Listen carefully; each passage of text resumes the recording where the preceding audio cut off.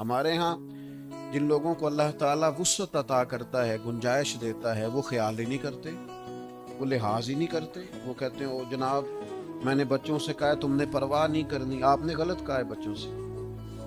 میں نے کہا فکر نہیں کرنی، آپ نے غلط کہا ہے اپنے بچوں سے۔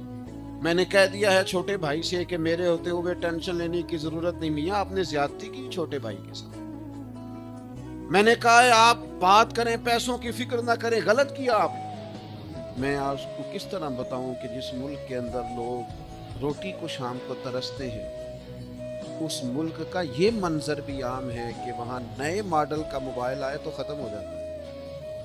جس ملک میں لوگ دوائیوں کے لیے زکوٰۃ کے فارم فل کرتے پھرتے ہیں کہ مجھے یونین کونسل والے لکھ دیں کہ میں زکوٰۃ کا مستحق ہوں اور میں کسی ہاسپٹل میں جا کے جمع کرا کے اپنا علاج کرا لوں، اس ملک کا یہ منظر بھی ہے کہ لوگ ذرا گاڑی تھوڑی پہلے لینے کے لیے نئے ماڈل کی 4 لاکھ روپیہ زیادہ بھی دے دیتے کہ مجھے ذرا جلدی گاڑی چاہیے۔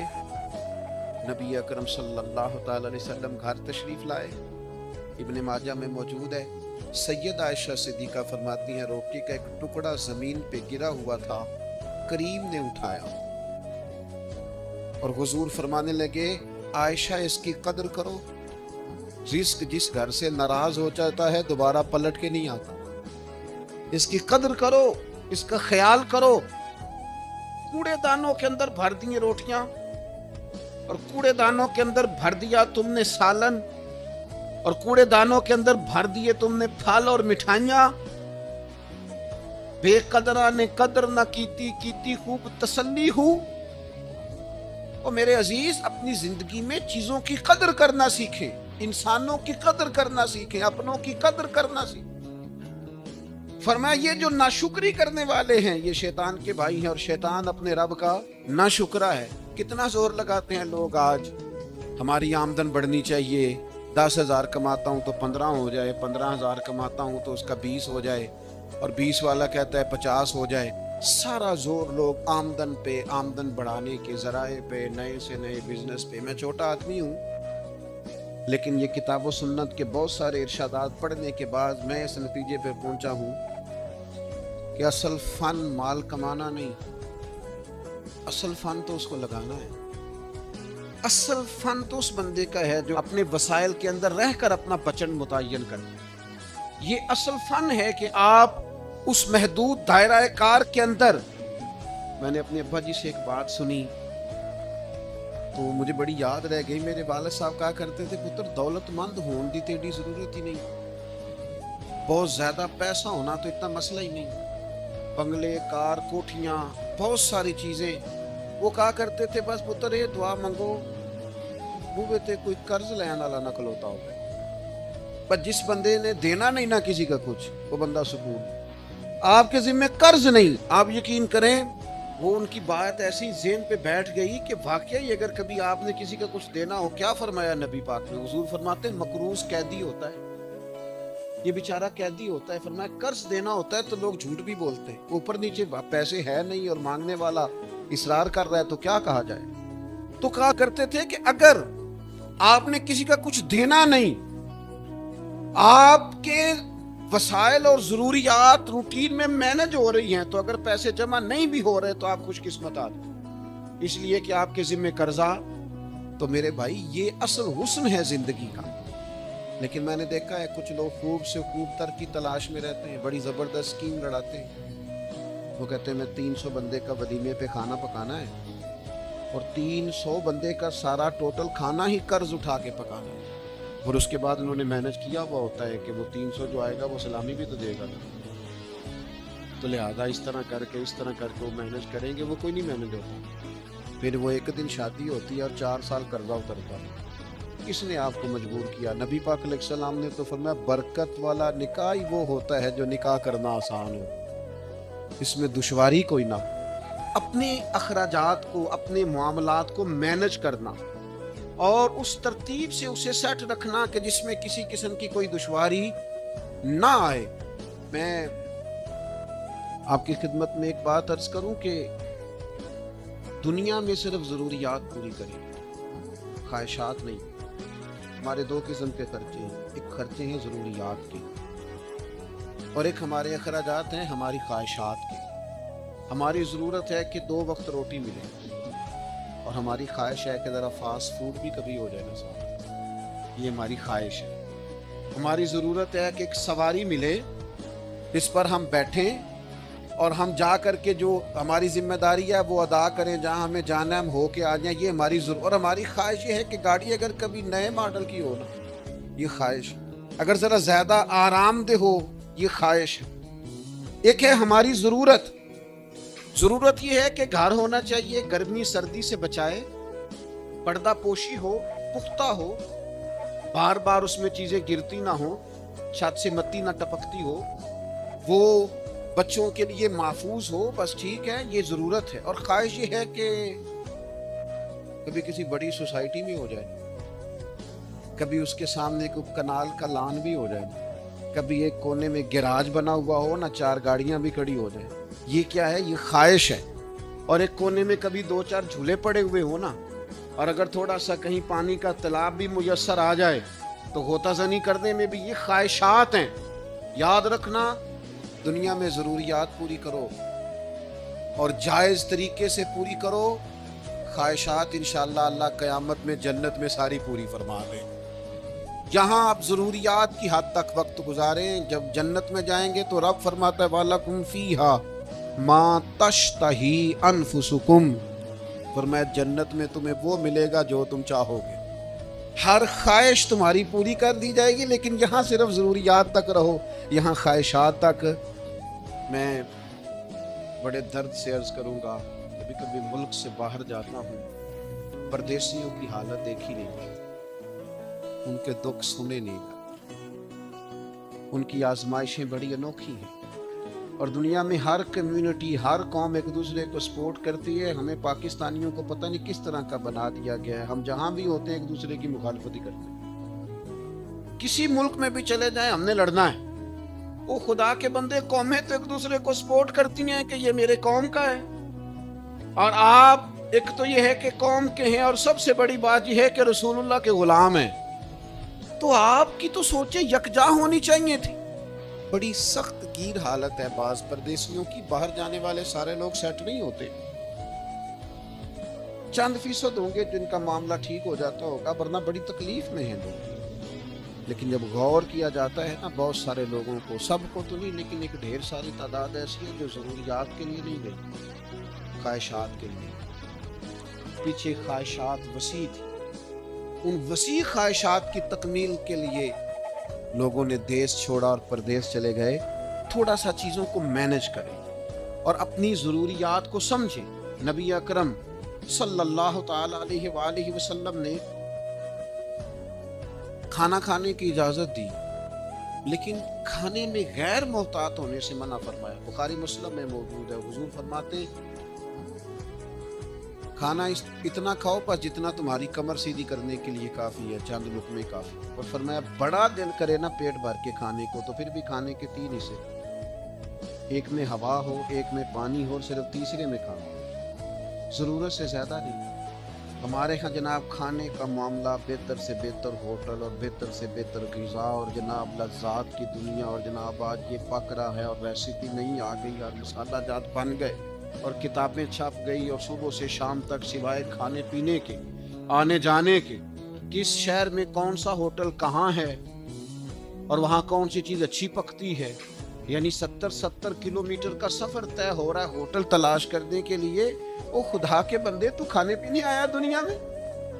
یہ کھانے پینے والا معاملہ تو قیامت میں ہوگا، وَأُتُوا بِهِ مُتَشَابِهًا، اللہ فرماتے ہیں ملتے جلتے پھل دوں گا لیکن ذائقے نرالے ہی ہوں گے ان کے۔ وہ جنت میں ملیں گے وہ کھانا، اور جی بھر کے کھانا اور مرضی کرنا، یہاں فقط کھانے پینے آئے۔ اور بعض لوگ ایسے ہیں جن کے کپڑے پرانے نہیں ہوتے، ان کا ڈیزائن بدل جاتا ہے۔ مجھے بتائیے شادیوں پہ جو لباس بنتے لاکھوں کی جو خریداری ہوتی ہے، وہ کپڑے میرے خیال ہے زیادہ سے زیادہ 1 دفعہ ڈالے جاتے ہیں، اس کے بعد کو بندہ ڈھونڈا جاتا ہے جو ہم سے وصول کر لینا چاہتا ہے۔ 60,000 کا جوڑا، 90,000 کا جوڑا، ناراض نہ ہونا، अमीर कोई ना कोई एक आध रस्म छोड़ देते हैं, गरीब आदमी एक रस्म भी नहीं छोड़ता। जितना मर्जी उधार पकड़ना पड़े उसने एक भी नहीं छोड़ा, सारी पूरी करनी, टोटल। इधर से उठाओ उधर से उठाओ, लेकिन टोटल पूरी करनी। जितनी ये कबीले की है, ये बरादरी की है, ये इलाके की है, ये फलाने का। किन चक्रों में उलझ गए। मलबूसात तो जरूरत के लिए होते, लेकिन अलमारी में गुंजाइश कोई नहीं कपड़े मजीद रखने की। लेकिन लोग हैं कि बाजारों का सफर छोड़ ही नहीं रहे, आ रहे हैं जा रहे हैं, आ रहे हैं जा रहे हैं। मैं अक्सर कहता हूँ 15 दिन का उम्रा करने जो लोग जाते हैं, अगर 15 दिन के उम्रे के अंदर वो 60 किलो सामान की खरीदारी करे और कहें कि वो जनाब 46 किलो तो एयरलाइन ने कहा था, 15 किलो आप मेरा 2 किलो रख लेंगे, आप मेरा 3 किलो रख लेंगे। बाजार घूमने आए, यहाँ तजारतें करने आए हो, अल्लाह के घर में हाजिरी दो, इस काम के लिए आए हो। दुआएं मांग मांग के ये मौका मिला, सारा वक्त बाजारों में गुजार दिया। इतनी खरीदारियां हो रही हैं, इतना कुछ हो रहा है, मलबूसात पे मलबूसात, कपड़ों पे कपड़े। खुदा रहा कहीं आप रुके, जरूरत के लिए आप लें चीजें, मना कोई नहीं करता। और फिर वो कपड़े खरीदने भी किस लिए? लोगों को दिखाने के लिए। मस्जिद में बाज लोग आते हैं तो वो लिबास उस तरह का नहीं पहनते जिस तरह का उन्हें पहनना चाहिए। इमाम आज़म अबू हनीफा रहमतुल्लाह ने 2000 दिनार का जोड़ा बनवाया इमाम से। लोगों ने कहा हुजूर इतना महंगा जोड़ा, ये क्या करेंगे? फरमाया ये पहन के तहज्जुद पढ़ा करो। हुजूर क्या मतलब? फरमाया तुम अच्छे लिबास पहन के लोगों के सामने जाते हो, मैं सोना लिबास पहन के रब की बारगाह में हाजिर हूं, अल्लाह के हुजूर। 2000 दी। इमाम इस्माइल हक्की ने तफसीर रूहुल बयान में इसको लिखा, 2000 का लिबास पहन के तहज्जुद की नमाज, इसको दिखाने के लिए कपड़े पहन। जो देख के चेहरा उधर कर रहे हैं, कहते हैं बड़े देखे हैं, ये तो मैंने पुराना भी कर दिया डिजाइन जो आपने लिया। अपने मिजाज में, लहजे में, तबीयत में। और फिर इसी तरह का मामला मकानात के साथ है। नबी करीम अलैहिस्सलाम तो बड़े बड़े बुलंद वाला मकानात को पसंद ही नहीं करते थे। हुजूर ने तो नहीं पसंद फरमाया, सादा घर में रहना पसंद। लिबास के मामले में नबी पाक अलैहिस्सलाम ने फरमाया जिसने दुनिया में शोहरत का लिबास पहना, अल्लाह उसे आग का लिबास पहनाएगा क़यामत के दिन। क्यों आप दिखावे का लिबास पहनते हैं? सिर्फ लोगों को पता चल जाए कि मेरे पास जरा अनोखा, तसन्नो के लिए, बनावट के लिए, रियाकारी के लिए। तो याद रखिएगा कि नबी अकरम सल्लल्लाहु ताला अलैहि वसल्लम ने इसराफ से, फजूल खर्ची से, बिला वजह बार जगहों पे पैसा खर्च करने से मना किया। मैं देखता हूं कि मैंने आपसे पहले माजरत ले ली है कि अगर आप नाराज ना हो, तो बाज़ बातें ऐसी होती हैं जो अगरचे बड़ी दुरुस्त होती हैं, लेकिन वक्ती तौर पर तो थोड़ा महसूस होता है कि शायद जुमला सकील हो गया है, तो चलो खूगरे हमद से थोड़ा सा गिला भी सुन ले। अमीर कई दफ़ा इतने नहीं बिगड़ते जितने अमीर ज़्यादा बिगड़ जाते। पीर कई दफ़ा इतने नहीं बिगड़ते जितने पीर साहबजादे और पीरजादे और फलां साहब ये बिगड़ जाते। अमीर साहब ने पैसा कमाया ठीक है, लेकिन उनके बच्चों का जो ज़हन बन जाता है ना कि ओहो हम तो बड़े अमीर होते हैं, वो सबसे ज़्यादा नाकाम उस वक्त साबित होते हैं कि जब वो अपने बच्चों को आला पैसा देने में तो कामयाब हुए, लेकिन आला अफकार देने में नाकाम रह गए। उनकी सोचों को मजबूत नहीं कर सके, वो तय नहीं करके दे सके कि बेटा सादा तर्ज जिंदगी बड़ा आला हो। मुझे बताइए ना कि एक आदमी सिर्फ इसलिए मोबाइल चेंज कर रहा है कि उसके जनाब मॉडल बदल गए हैं और उसने नए मॉडल का लेना है, और दूसरी तरफ हालात ये हैं कि कुछ लोगों को ग़िज़ा मुयस्सर नहीं है, सतह गुर्बत से नीचे ज़िंदगी गुजार रहे हैं, लिबास पूरा मुयस्सर नहीं है कि वो बेचारे सर्दी से अपने आप को छुपा लें। अपनी आने वाली नस्ल को इस तरह का मिजाज दे, उनको इस तरह का समझाएं कि वो किफ़ायत शार हो। मेरे एक दोस्त हैं, कमो बेश को 13-14 साल से मेरी उनसे दोस्ती, एक छोटी सी वो दुकान करते हैं। मैंने ज़िंदगी में कभी उस शख्स को नहीं देखा कि उसने कभी आके कहा हालात बड़े खराब। मैंने एक दिन पूछा, मैंने कहा यार लोग क्या ही देते हैं? तो आप कहने लगे जी मैंने शुरू से अपने बच्चों को, घर वालों से कहा था कि जो मेरे पास है इसी में जीना, इससे आगे नहीं बढ़ना। यही अल्लाह ताला का हमारे हक में फैसला एक करम है और इसी में हमने ज़िंदगी गुजारी। कहने लगे एक तो मैं किसी स्कीम का हिस्सा नहीं बनता, और एक सादे कपड़े पहन के मुझे कभी शर्मिंदगी नहीं होती, اور ایک یہ کہ مجھے جہاں بھی کہیں بٹھا دیا جائے میں اپنے آپ کو کمزور نہیں سمجھتا. میں نے یہ طے کر لیا ہے کہ وہ مجھے کیوں نہیں پسند جو رب نے میرے لیے پسند کیا ہوا ہے. میں کسی کو دیکھ کے کیوں للچاؤں. یہ طرز زندگی مضبوط طرز زندگی, یہ افکار, یہ مضبوط افکار ہیں.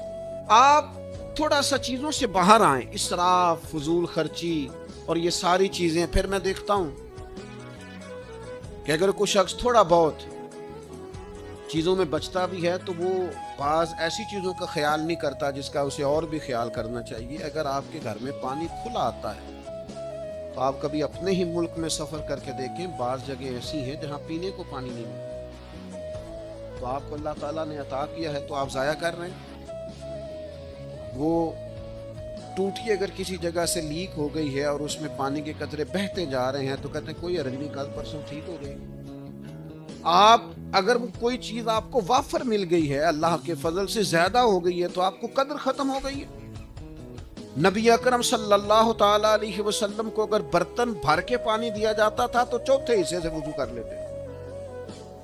رسول پاک صلی اللہ تعالی علیہ وسلم نے یہاں تک تاکید فرمایا اگر تمہارے گھر کے سامنے نہر بھی ہو تو پھر بھی میں تمہیں اجازت نہیں دیتا کہ تم وضو کرتے وقت پانی ضائع کرو, استعمال کرتے وقت پانی کا ضیاع کرو. نہر بھی چل رہی ہو تو پھر بھی محتاط طریقے سے تمہیں پانی استعمال کرنا ہے.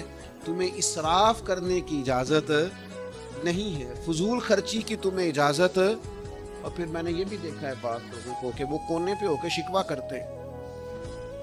وہ کہتے دیکھو کتنا مالدار ہے لیکن کتنا سوچ سمجھ کے چلتا ہے, وہ کیا کرے اگر مالدار ہے. بعض لوگوں کا خیال ہوتا ہے بندہ بڑا مالدار ہے, ہم نے فلاں کام کہا تھا تو اس نے توجہ نہیں کی, تو بھائی پیسے اس کے ہیں, آپ کو تنقید کی اجازت ہی نہیں ہے. اگر تو آپ کا قرض اس نے دینا ہے تو آپ تنقید کریں گے, ویسے آپ کیسے کر سکتے ہیں. ہم بعض ایسی چیزوں کا مطالبہ کرتے ہیں جن کا دین ہمیں پابند نہیں کرتا اور اس میں ہم شدت بھی کرتے ہیں. وہ کہتے ہیں دیکھا جی ان کے کہہ دینے سے کام ہو جانا تھا. کیسے ہو جانا تھا بھائی؟ تو اتنی زیادہ تکلف میں آنے کی ضرورت نہیں ہے. آپ کوشش کریں اللہ تعالیٰ اخلاص عطا کرے, باقی رستے تو وہ آسان کر دیا کرتا ہے, وہ آسان کر دیتا ہے. لیکن کسی بھی چیز میں آپ شدت پسندی کا شکار نہ ہو, الجھے نہیں. آپ کوئی کام بھی ایسا نہ کرے جس میں کوئی چیز ضائع ہو. اسراف سے جتنا بچ سکتے ہیں, فضولیات سے جتنا بچ سکتے ہیں. ایک بڑا خطرناک لفظ لوگ بولتے ہیں, زندگی سہولیات والی جو ہے دین اسے منع نہیں کرتا, آپ سہولیات والی زندگی اختیار کریں. لیکن بعض لوگ کہتے ہیں کہ میں نے نا عیش پرستی والی زندگی جینا ہے, میں بے تحاشا مال خرچ کروں گا. یہ 10 بندوں کا کھانا ہے تو 50 کا پکاؤ, 20 بندوں کے کھانے کی ضرورت ہے تو 100 کا پکا دو.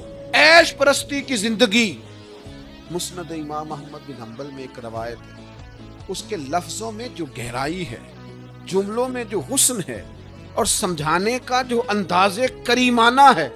حضرت معاذ ابن جبل رضی اللہ تعالیٰ عنہ فرماتے ہیں نبی پاک نے مجھے یمن کا گورنر بنایا تو حضور نصیحتیں فرما رہے تھے. فرماتے فرمایا معاذ گورنر بن کے جا رہے ہو, عیش پرستی والی زندگی سے بچنا. کیا انداز ہے محبوب کا. حضور فرمانے لگے جو رب کے بندے ہوتے ہیں وہ عیش پرست نہیں ہوتے, جو اللہ کے بندے ہوتے ہیں وہ عیش پرست. یہ مسند امام احمد بن حنبل اور مشکات فرمایا عیش پرستی والی زندگی سے بچنا. اللہ کے بندے کون ہوتے ہیں؟ کن فی الدنیا کانک غریب و عابر سبیل. فرمایا دنیا میں یوں رہنا جیسے مسافر رہتے, جیسے راہگیر رہتے, وہ لوگ جو تھوڑی دیر کے لیے کہیں رکیں. اس طرح کی زندگی حضور نے پسند فرمائی. ہم کن چیزوں میں الجھ گئے؟ اب اپنی خواہشات کو تھوڑا روکیں, اور جب دل تڑپ کر کسی چیز کی خواہش کرے تو اسے کہیں کہ تم کدھر نکل رہا ہے, تو مدینے والے کا غلام ہے. یہ چیز تیرے اندر پیدا کیسے ہوئی؟ جو محب ہوتے ہیں وہ تو محبوب کے پابند ہوتے ہیں. تو من چاہیے زندگی نہ جی, وہ زندگی گزار جو رسول پاک تیرے لیے پسند کرتے ہیں. وہ جو مجھے تنگ کوئی نہ کرے, وہ مجھے پریشان کوئی نہ کرے, وہ مجھے جگائے کوئی نہ. یعنی کسی کو آپ 10:30 بجے فون کریں, 10:30 بجے دن کے, اور وہ بندہ اگر آپ کو ٹیلی فون پہ کہے کہ یار تم سویرے خیر سی نا, بھائی 6 بجے جماعت ہوئی ہے, 6:15 بجے اور 10:30 ہو گئے ہیں, تیری اجے بھی سویرے یہ کیا بات کر رہے تو. تو اگر اس طرح کا مزاج لوگوں کا ہو جائے تو پھر یہ طریقہ ٹھیک بعض ایسے لوگوں کو بھی دیکھا 1 بجے فون کر رہے ہیں 2-4 دفعہ فون کیا تو اٹھایا نہیں تو اٹھا لیا ہے تو وہ اعتراض کر رہے ہیں ایڈی چھتی سو گئے ہو بھئی آپ کو اللہ تعالیٰ رحم فرمائے اگر آپ کا موبائل نہیں سونے دے رہا تو جس نے سونا ہے اسے تو سونے دے وہ تو اور یہ اب پینڈو ہونے کی علامت ہے کہ اگر آپ جلدی سو جاتے ہیں اور صبح جلدی اٹھ جاتے ہیں آپ دیہاتی بندے ہیں تو میرے عزیز اسراف نہیں فضول خرچی نہیں حد سے تجاوز نہیں آپ کوئی بھی کام کریں اسے معتدل رکھیں اس پر آپ غور کریں میں نے دیکھا ہے لوگوں کو تنقید کرتے ہوئے وہ دیکھو جی کتنا اللہ نے نوازا ہے لیکن بندہ بڑا ہی سوچ سمجھ کے چلتا ہے تو یہ تو تعریف کرنے والی بات تھی آپ تنقید کر لیں اللہ کا بڑا انعام ہے لیکن وہ شخص جو ہے نا وہ بعض چیزیں جو ہیں ان میں بڑی وہ سختی کرتا ہے تو بھئی یہ تو تعریف والی بات تھی ہاں بخل اگر کرتا ہے تو پھر مذموم ہے کنجوسی کرتا ہے جہاں خرچ کرنا چاہیے نہیں کرتا تو پھر بات زیادتی والی ہے لیکن اگر وہ سوچ سمجھ کے چلتا ہے اسراف سے بچتا ہے تو یہ تو تعریف والی بات تھی اللہ کے پیارے رسول